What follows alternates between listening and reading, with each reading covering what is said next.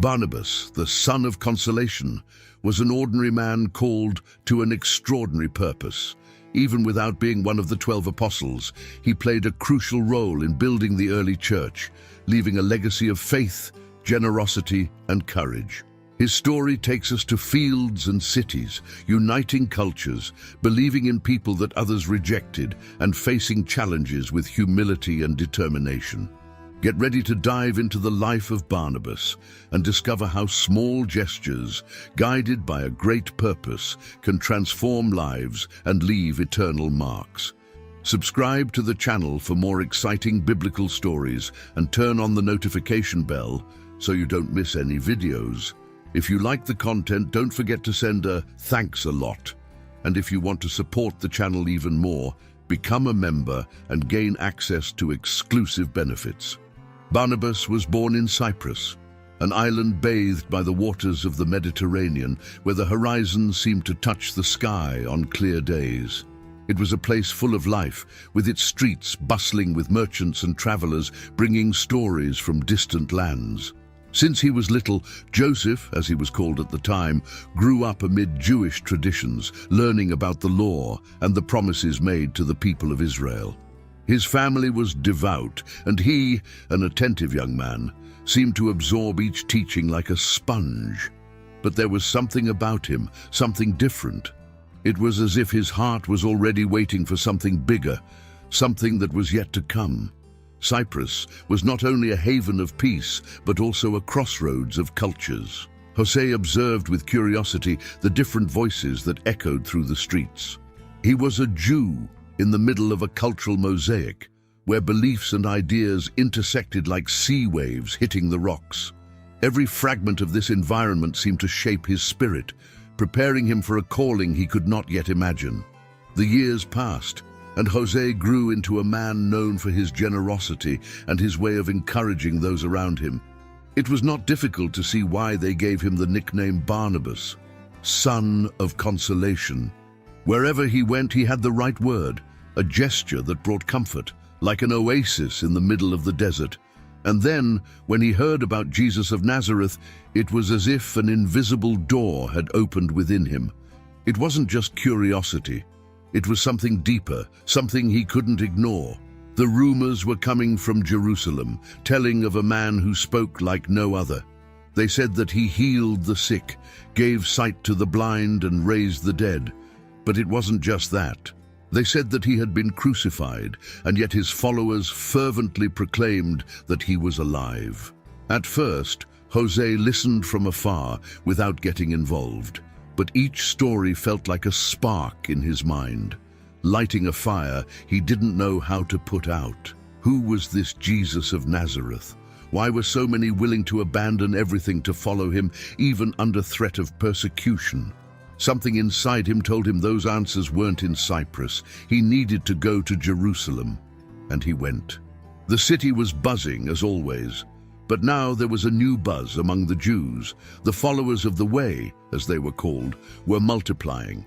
There, Joseph finally encountered those who had walked with Jesus, heard his words, and witnessed his resurrection. They spoke with a passion that Jose had never seen. It was as if his words were more than sounds. They were living seeds, cast with precision into the hearts of those who heard them. It was in this encounter with the apostles that Joseph's life changed completely. He saw the truth in their eyes, in the stories they told, and in the faith that seemed to overflow from their gestures. At that moment he understood. Jesus was not just the promised Messiah. He was the reason why Jose always felt that something greater was waiting for him. And there, before them, he gave his life to the Way. Jose's integration into the community of followers of the Way was natural, as if he had always belonged to that group. But it didn't take long for him to do something that would mark his name among the apostles. Moved by the deep conviction that everyone should live as a true family, Jose made a radical decision. He sold a piece of land he owned, a property of great value, and gave all the money to the feet of the apostles. There were no pompous speeches, no need for recognition. It was just faith in action, This gesture was like a ray of light among the community. It wasn't just the money, it was what it represented. Joseph demonstrated that trust in Christ's calling was more important than any material security. He was, in fact, a son of consolation, someone who knew how to bring relief and hope to others, even at the cost of his own sacrifices. It was on this occasion that the apostles began to call him by the nickname that the entire world would come to know, Barnabas. But with the new name also came a responsibility. The Christian community was growing rapidly, and with it came challenges. Not everyone was prepared for this life of sharing and unity. Barnabas, with his generous heart and conciliatory spirit, became a bridge between those who came from different backgrounds. He was like medicine, uniting the wounds left by differences and strengthening the faith of new converts. It was during this period that news of a growing movement in Antioch reached the apostles. A new community of Christians was emerging, but there were challenges aplenty: cultural tensions, disagreements, and the challenge of maintaining unity. The apostles needed to send someone capable of guiding that community, and they knew exactly who it would be. When Barnabas arrived in Antioch, he found a pulsating city full of life and diversity. It was an important commercial center where Jews and Gentiles lived side by side, often in tensions that seemed insurmountable. But in the midst of this mix of cultures and conflicts, something new was blossoming: a church. Antioch's Christians were growing in numbers, but they also faced the natural challenges of being so different from one another. Barnabas, with his always attentive gaze, immediately realized what needed to be done. He didn't arrive imposing rules or correcting what was wrong. On the contrary, he dedicated himself to listening, to understanding the heart of that community. And, in every gesture, he demonstrated what it meant to be a follower of Christ. His simple and genuine way, like a gentle breeze on a hot day, won people over and brought peace where there was unrest. Antioch soon became a special place, not only because of the number of new Christians, but because of the way Barnabas guided them. He knew that faith was not just about words, but about actions that reflected God's love. Therefore, he encouraged sharing, mutual care, and above all, unity between Jews and Gentiles, something that was so new and challenging for everyone. And it was there, for the first time, that Jesus' followers were called Christians. It was as if Antioch had become a new home for those who sought the way. But Barnabas knew that to strengthen that community, he would need more help. Growth was rapid, and the work was immense. Barnabas, always guided by a wisdom that seemed greater than himself, knew that to strengthen the church in Antioch, more was needed than words and encouragement. It needed someone who knew the scriptures in depth, someone who had a sharp mind and a transformed heart. And then, like a sudden spark, he remembered Saul, that man who was once known as a relentless persecutor of Christians. But this was not the Saul Barnabas had in mind. He thought of the man who had had a direct encounter with the resurrected Christ on the road to Damascus, the man whom God had chosen to be a special instrument among the Gentiles. Having decided, Barnabas left for Tarsus. The journey was neither short nor easy, but he was determined. When he finally arrived, he found Saul far from the spotlight, living in relative obscurity. Many perhaps had forgotten him or still feared him, but not Barnabas. For him, Saul was a treasure waiting to be rediscovered. The meeting between the two was full of meaning. Barnabas, in his calm voice, explained everything that was happening in Antioch, about how the church was growing, and how he believed Saul was the right person to help guide that movement. Saul, perhaps hesitant at first, felt something irresistible in Barnabas's invitation, a call that could not be ignored. Together, they returned to Antioch. What Barnabas saw in Saul quickly became evident to everyone. He was a man of great knowledge and contagious spiritual fervor. Barnabas and Saul, side by side, taught, preached, and strengthened the church. Their partnership was like a burning torch, lighting the way for a new phase of gospel expansion. Antioch had become a beacon of the Christian faith, shining to Jew and Gentile in ways never before seen. The partnership between Barnabas and Saul was a unifying force. They taught together, their voices complementing each other, as if every word was perfectly aligned with God's plan. The movement grew, hearts were transformed, and the message of Christ echoed through the streets and homes of the city. But then, something extraordinary happened, something that would forever change the lives of Barnabas, Saul, and the church. As they prayed and fasted with other church leaders, the Holy Spirit manifested itself. There was a reverent silence, followed by words that no one could ignore. "Set apart Barnabas and Saul for the work to which I have called them." This was more than a command. It was a divine call to a new phase. They would be sent as pioneers to take the message of Christ to the most distant regions, breaking the cultural and religious barriers that still existed. The church in Antioch blessed them with prayers and the laying on of hands, and so they began their first missionary journey. Imagine the preparations, the goodbyes filled with expectation and a touch of uncertainty. With firm steps and hearts full of faith, they left, not as ordinary men, but as those sent from God. Their journey took them to Cyprus, the homeland of Barnabas, where they proclaimed the gospel from town to town. Wherever they went, they faced resistance and opposition, but they also reaped extraordinary fruits. In Salamis, they preached in the synagogues, but in Paphos, they faced something unexpected, a sorcerer named Elymas who tried to hinder God's work.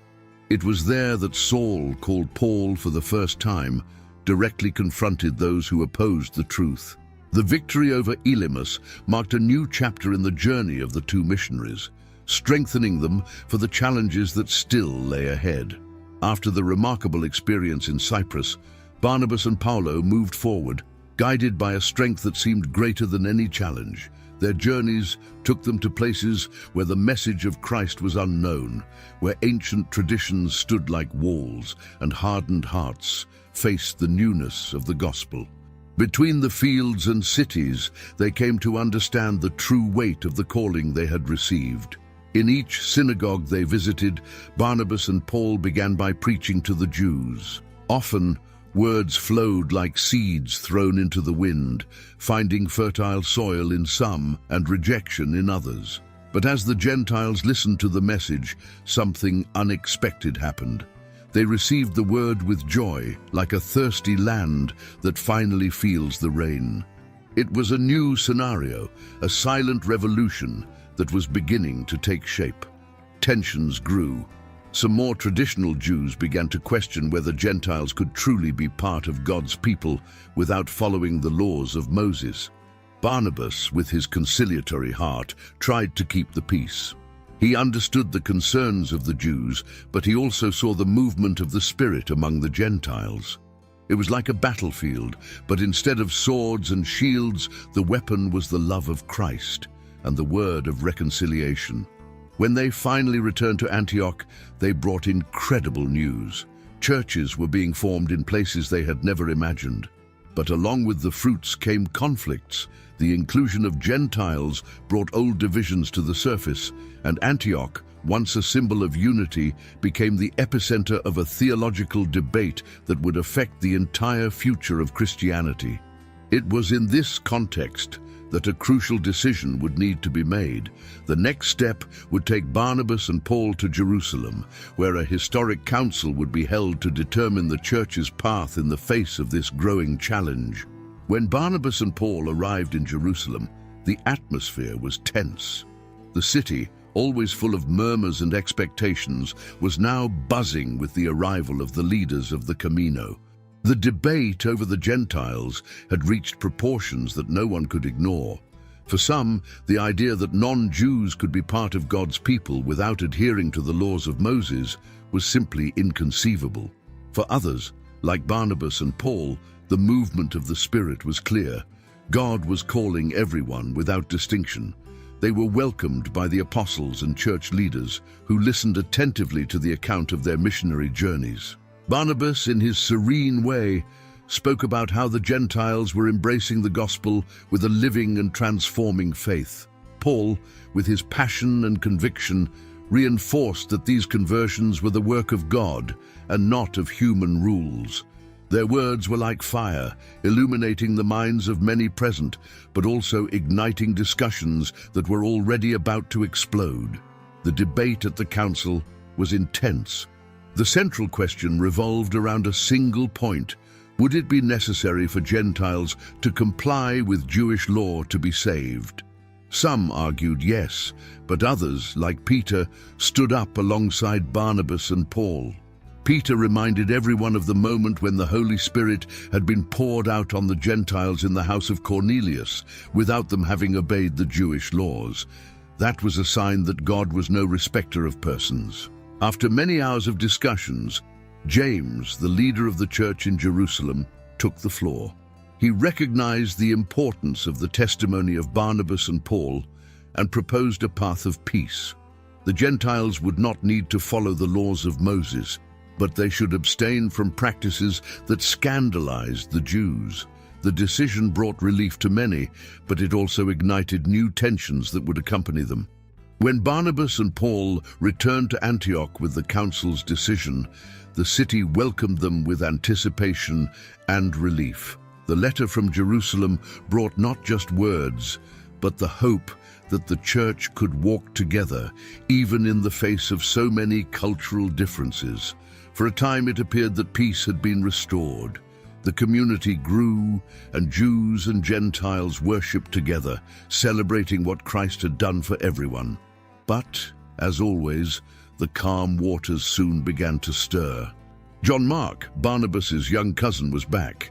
He had participated in the first missionary trip with Barnabas and Paul, but something happened along the way. Marcos gave up, leaving the two in the middle of the journey. For Paulo, that was unforgivable. He viewed missionary work as a battle that required reliable soldiers ready to face the greatest challenges. Barnabas, on the other hand, saw potential in the young man. He believed everyone deserved a second chance, especially someone like Marcos, who had so much to offer. When the opportunity for a new missionary trip arose, tension between the two came to the surface.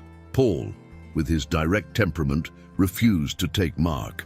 Barnabas, always protective, insisted. The conversations, which began rationally, soon turned into a heated argument. It wasn't just about Marcos. It was about how each person viewed ministry and what it meant to follow God's calling. The differences, once complementary, now became barriers. The separation was inevitable. Barnabas decided to go to Cyprus with Mark, while Paul chose another companion, Silas, and set off on another path. It was a painful breakup, but each seemed to believe they were doing what was right. Barnabas, with his heart always focused on reconciliation, found in Mark a new mission, a new opportunity to teach, to encourage, to plant hope where others saw failure. Barnabas, now accompanied by John Mark, returned to Cyprus, the place where his story had begun.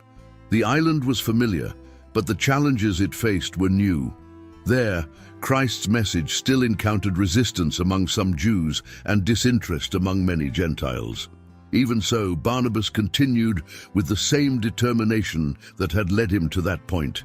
He preached in synagogues and squares, always with words that seemed to bring relief and awaken something deep in hearts. Marcos, under her guidance, began to blossom, finding his own voice and purpose.